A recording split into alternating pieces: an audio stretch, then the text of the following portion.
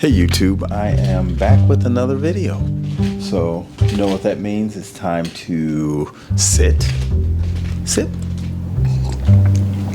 As I have my coffee, some Sumatra, and speak. So, what are we talking about today? We're talking about Albert French's novel, Holly, which is actually the second novel from this author. Second book in this author series, should I say. Of course, in the last video we talked about Billy. So if you haven't watched that video, go watch that video. You know, I think that that's one of those what I would consider a great novel. And you definitely won't be disappointed. It's a tear-jerker type of novel, but you won't be disappointed. So let's get into to Albert French's second novel, which is Holly.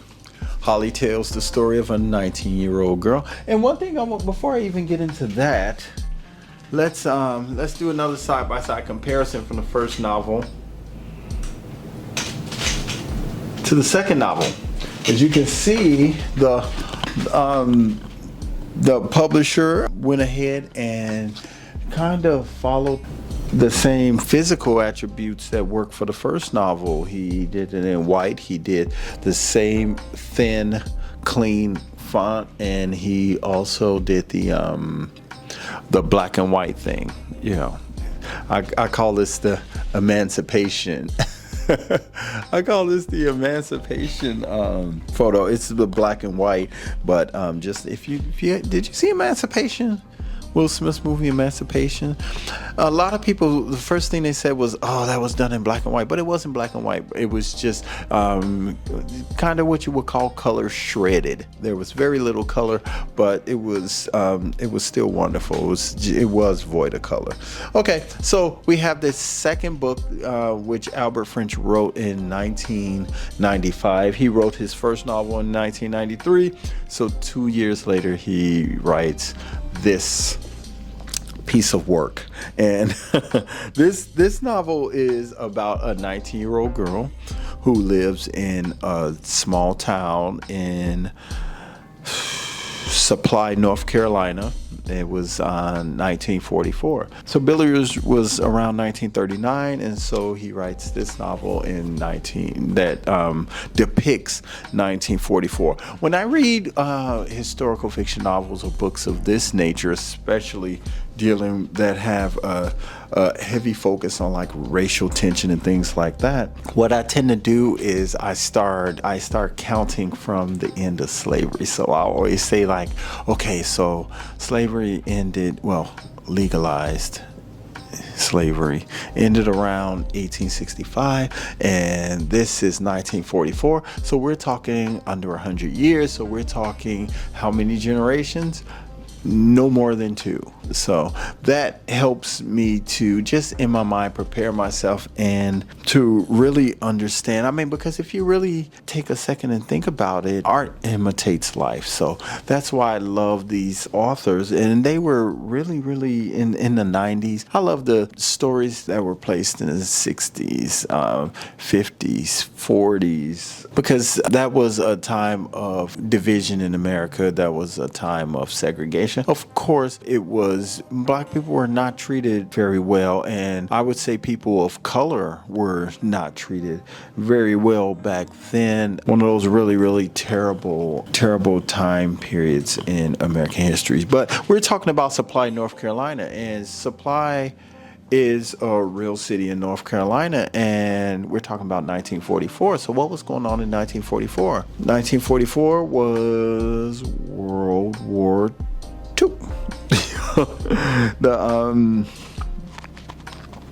World War II. So we're talking about 1944. So we're talking about World War II. We're talking about the Axis powers. That means Italy. That means Germany, and that means Japan. So America was in World War II. So Albert French, who was a military man, and I spoke on that in the last book. He did include the war and the effects that the war, so the war does have an effect on this story, because it took a lot of our boys from their families to fight in the war. And when you think about just a comparison from the first novel to the second novel, the first novel was in Baines County, which was in Mississippi. So we're talking deep South. So this second novel of Albert French's was in Sumner County. No, not Sumner, Supply. So the second novel is in Supply, North Carolina. So if we're talking about Supply, North Carolina, we're talking about not deep South, we're talking about what you would call Middle South. So what was going on in the Middle South? Well, during slavery, Charleston was one of the regional slave ports. It was huge. It was like Kansas. We're talking Tennessee. We're talking New Orleans. These were all slave ports, and we're not talking about slaves coming over and porting in Florida, and we're not talking about Alabama, Mississippi. We're talking about the continuation of the slave trade to the Middle South. So I take these things into consideration, even though we're talking less than 100 years later. I mean, when you think about slave migration, yeah, a lot of them went north, but it was during World War II that a lot of black men went to fight in this war. Why? Because they were being treated like shit, and they didn't have anything. They were sharecroppers, and a lot of them, and a lot of the families were still reliant on white people because they didn't own any land. But another thing that's interesting when you talk about this second novel of Albert French's was that, again, we have the separation of white people and black people. In 1944, you were free to work, you were free to go drink, you were free to do whatever you want, but you normally and typically did it with your own people. So what Albert French did, and he did this in Billy as well, is he separated the white people and the black people by something. And in this case, it was called the Batlins, or was it the Backlins?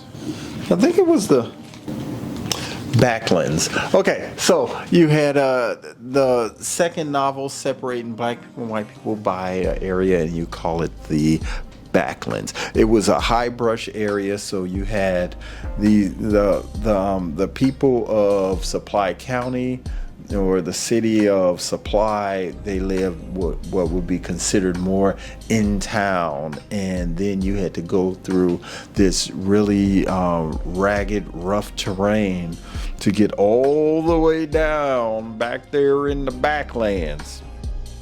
You know, just like in the first novel, Billy, we had the Catfish, which was a body of water and railroad train crossing that separated Baines County residents who were black and those who were white. So it was a body of water that separated. This time he separated the people, the residents, on a high brush area, and of course this becomes important later in the novel. That's why I wanted to bring it up, but I'm not gonna get all into that. So let's talk for a second about the main character, who is Holly Hill. Holly Hill is a 19-year-old in a little small town girl. You know, when I read this, I could think about Ella May, just like the Beverly Hillbillies. She had never been out of town. She had never been anywhere. She knows everybody in town. Everyone knows her. And she has a mom. She has a dad. She has two brothers. An older brother who is away in the war, World War II. fighting the Japs, as they said, and a little annoying little brother. So these were things that were cliche, but that's what was going on. A lot of the boys in the town were away fighting the war, and Albert French did give reference to this in this book, and it was important because the loss of all of these young teenage men left a lot of the women a little bit restless in this city, in this town, this small town. And then we had sailors who were coming in town. They were ported in a city that was not too far away, so they would come to these small towns to, fraternize, to pick up the young women. And so what these young 19-year-old girls do, they would put on their favorite dress, they would share each other's clothes, things like that.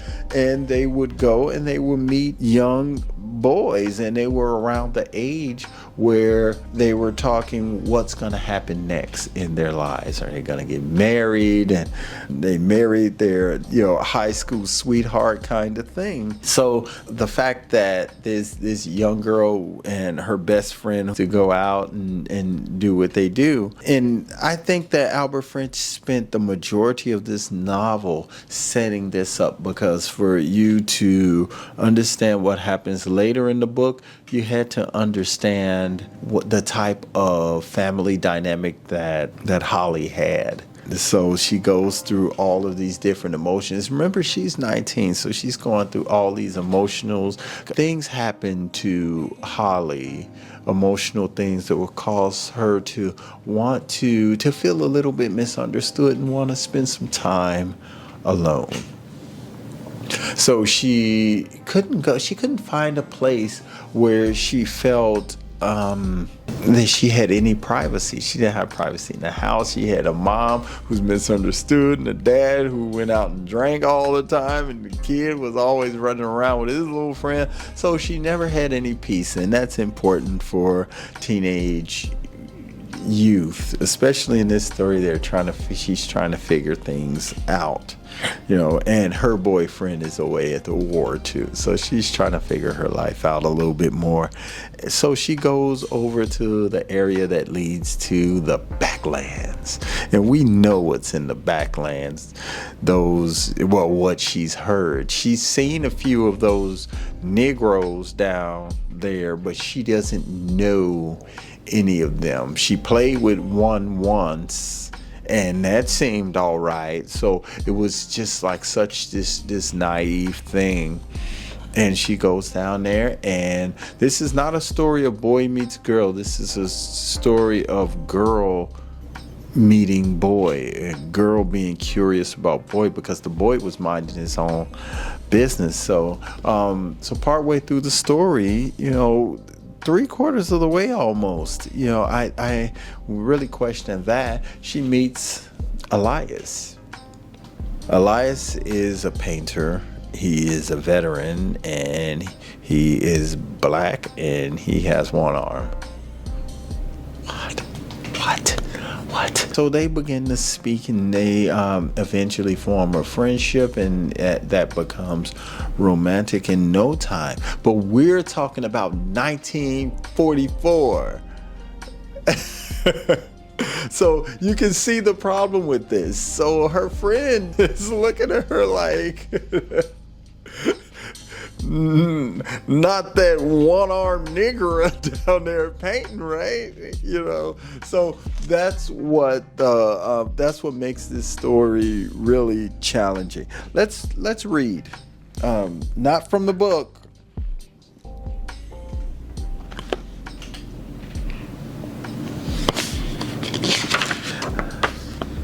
Holly begins to spend a lot of time alone near the backland where Supply's coloreds lived, and where she meets Elias Owens, a young, handsome veteran who is an aspiring painter and composer, and who is black. Their relationship touches off a maelstrom that leaves no doubt as to the consequences of crossing society's prescribed boundaries. Maelstrom, what a word. Their relationship touches off a maelstrom. That's a body of water that's a whirlwind. Okay. So it does indicate that a love story and an indictment. Holly is also a story of friendship, of community, and of the after effects of a war on a family as well as on a small town.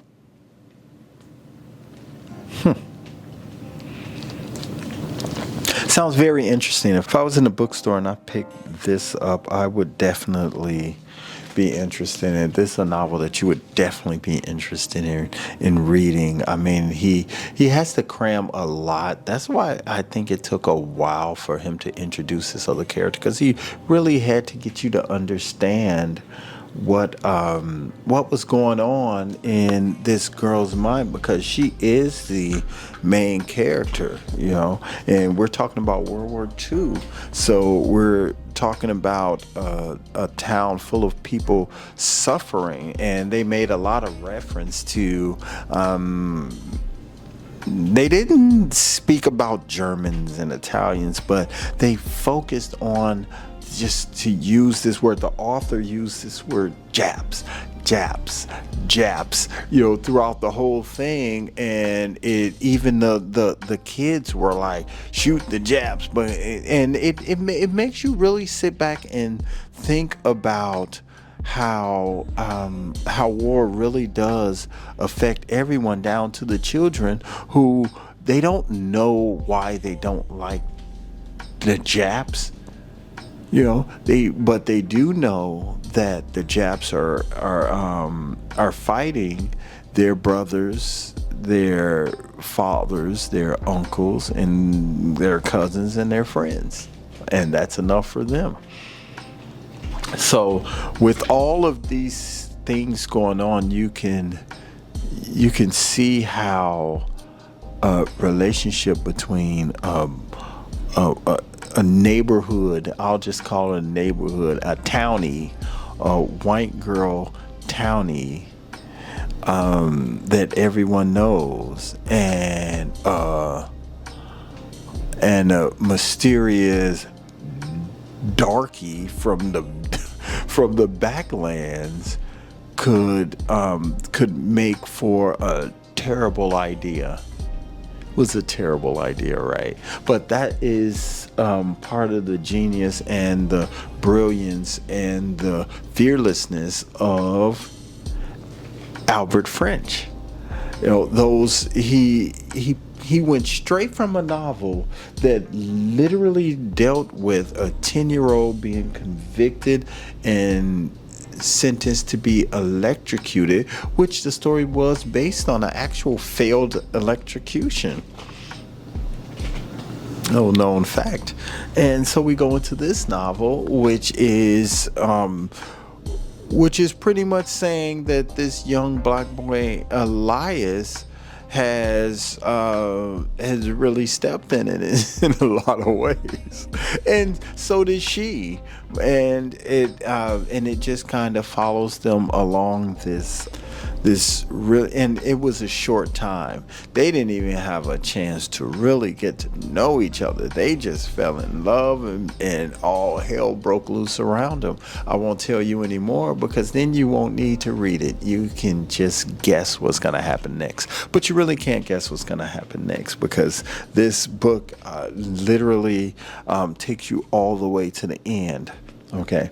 A lot of the critics had a lot to say about this book. They said it was a great follow-up novel. I think that writing a second novel after a first novel that's highly successful, you have set the bar so high that it's difficult. It's hard to top it. I would think that it was difficult for him to top it. Do I think that he actually topped his first novel? No, he didn't top his first novel, because you don't really compare them, because you want to do something else. I think that the publisher was like, hey, we're going to ride this wave of packaging this novel and keep the same depth and the same tragedy and the same racial tension, the same theme, but aside from that, create a completely different story. And it was definitely a completely different story. So if you haven't taken the time to if you've watched this far, I think that this novel, being the second book for this author, is definitely a good follow-up read to Billy. So if you haven't read Billy, go back and watch my video on Billy and pick it up, and then go ahead and pick up Holly, because this was an equally challenging book. It's a fast read. It was a little bit thicker, a couple more pages in this book, but I think that it was really necessary to the story to nail down a lot of things that the author had to try to pull together from different directions. We're talking about the small town thing. We're talking about the people that she meet, the letdowns, the family stuff with her brother being in the war. The author went into so many different personal stories that it took a long time to pull it all together, so to speak. Well, that's all I have for right now. I hope you enjoyed this video. I invite you to subscribe to this channel right here, and stay tuned for my next review. I'm actually reading Wallace Thurman's Black of the Berry, the sweeter the juice. I said the darker the flesh and the deeper the roots. I'm reading that right now. It's a short read, but I gotta admit, I'm having trouble with the text because gotta put my glasses on. But I think that the Black of the Berry was written in 1929 originally. Well, that was the first copyright. I think the edition that I have was 1970, but it's an old book, and so it's amazing how you can hear something like the Black of the Berry, which you hear that all the time, but to not really know where that came from is kind of interesting. I bet you Tupac knew where it came from when he opened up "Keep Your Head Up" with, say, the Black of the Berry. They say, Wallace Thurman said it because it's in his book. I'm BT Bonner. I want to thank you for spending a little bit of time with me. I hope that everyone is healthy. I hope that everyone is happy. I hope that everyone is taking time for yourself to read. Read with me. I'll see you in the next video. Peace.